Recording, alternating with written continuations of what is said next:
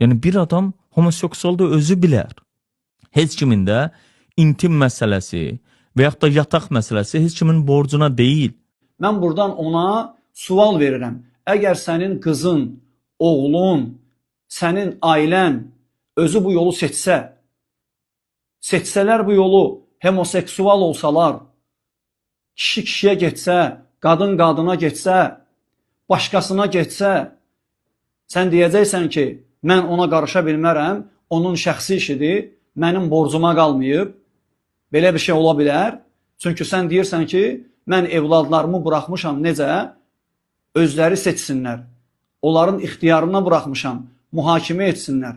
Yaxşı, mühakimə etdi sənin oğlun və qızın, seçdi bu yolu.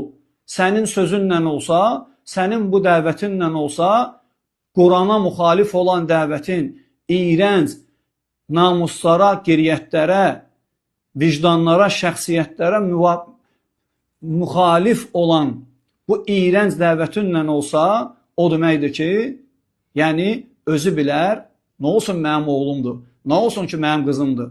Allah ona seçim verib. O da bunu seçib, homoseksualdır qızım, bir şey olmaz. Oğlum homoseksualdır, bir şey olmaz. Mən buradan sənə sual verirəm. Qızıva, oğluva rəva bilirsən bunu? Yəni onlar bunu